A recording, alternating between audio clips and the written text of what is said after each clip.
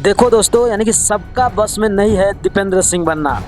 यानी कि सब नहीं बन सकते क्रिकेटर दीपेंद्र सिंह ऐरी, क्योंकि दीपेंद्र सिंह ऐरी एक एकलौते ऐसे क्रिकेटर हैं दोस्त, जो कि बॉलिंग हो या बैटिंग हो या चाहे फील्डिंग हो या चाहे थ्रो करना हो, यानी कि सब तरह में दीपेंद्र सिंह ऐरी आगे हैं।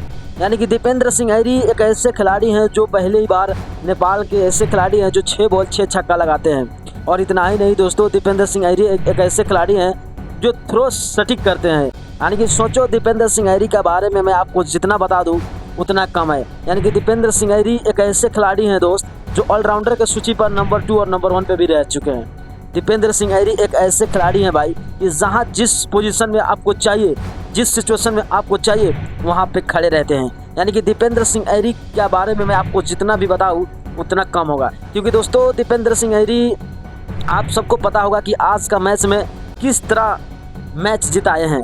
यानी कि दीपेंद्र सिंह ऐरी एक ऐसे क्रिकेटर हैं भाई कि सेलिब्रेशन करने में नंबर 1 है।